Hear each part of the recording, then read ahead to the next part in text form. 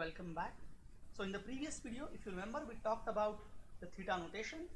So we said that a particular function fn belongs to theta gn if we can find c1, c2 and n0, these three numbers, such that this function fn, this can be sandwiched between c2 gn and c1 gn for all the values of n which are greater than or equal to n0. Okay, that was the theta notation.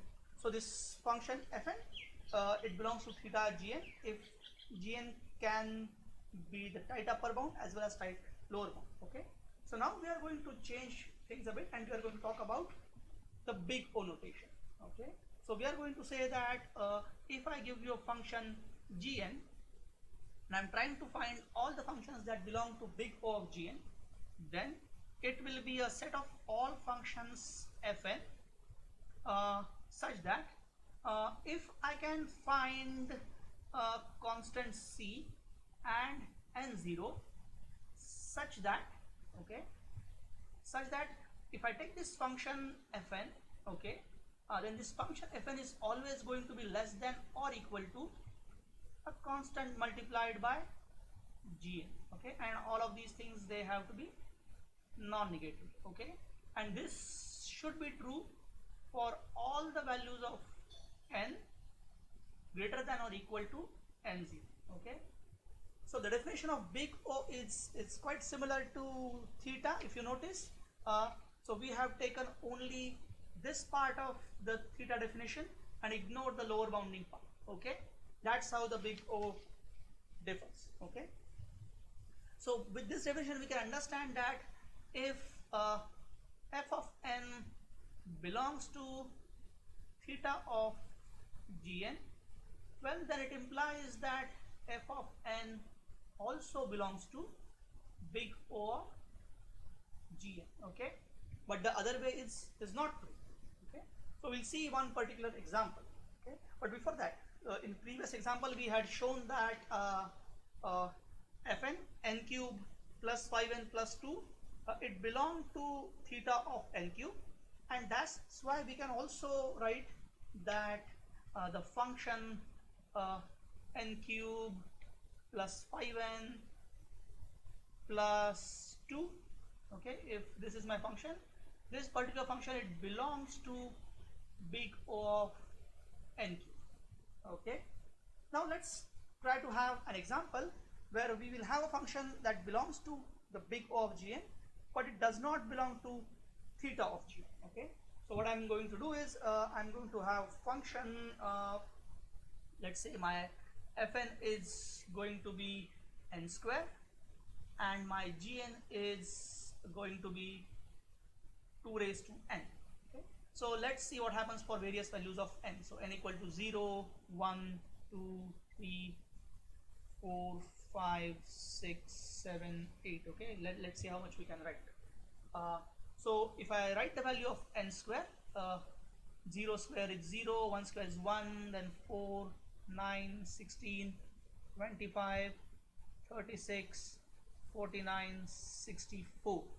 Okay, and if I write the values of 2 raised to n, 2 raised to 0 is 1, 2 raised to 1 is 2, 2 square is 4, 2 cube is 8, then 16, 32, 64, 128 and 256. Okay, so the question is, first of all, does n square belong to big O of 2 raised to n? That's the question.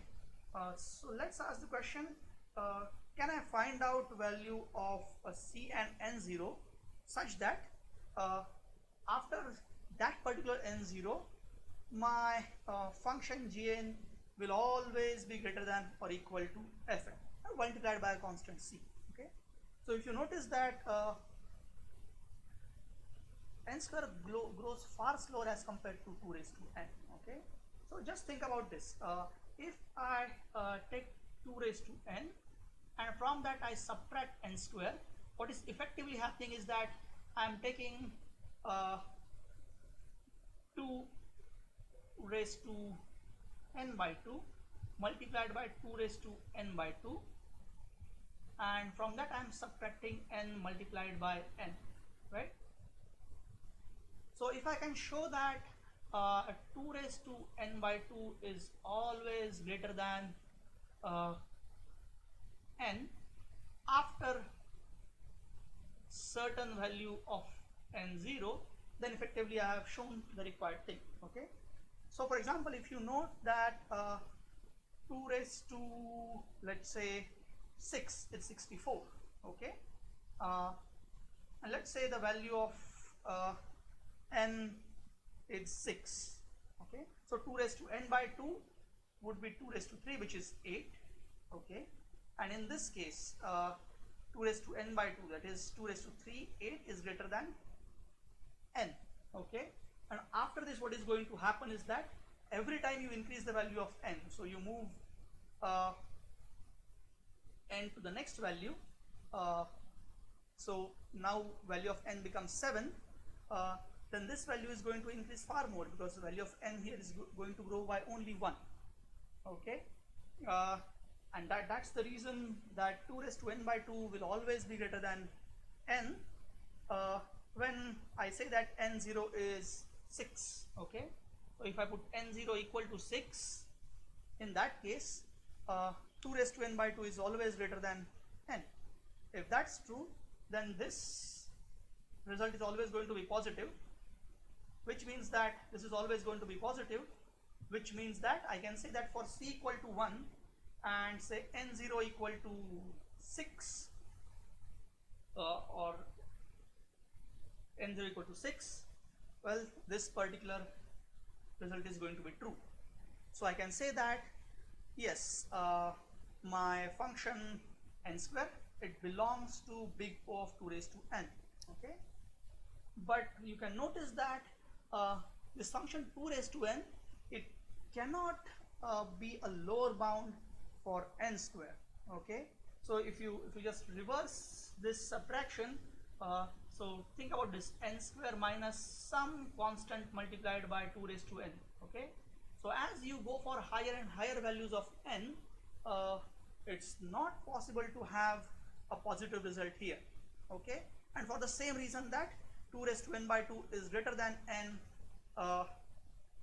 after say n0, which is 6. Okay, that if that's the case, then this cannot be true after a certain value of n0. You might say that, oh, I'm going to put a very low value of c, I'm going to put it, say, 10 raised to minus 10. Okay, with that what will happen is you might be able to stretch the value of n0 to a higher value, but after a while still that very small number multiplied by 2 raised to n, it's still going to overtake the n square. Okay, so that's why n square belongs to big O of 2 raised to n, but it does not belong to theta of 2 raised to n.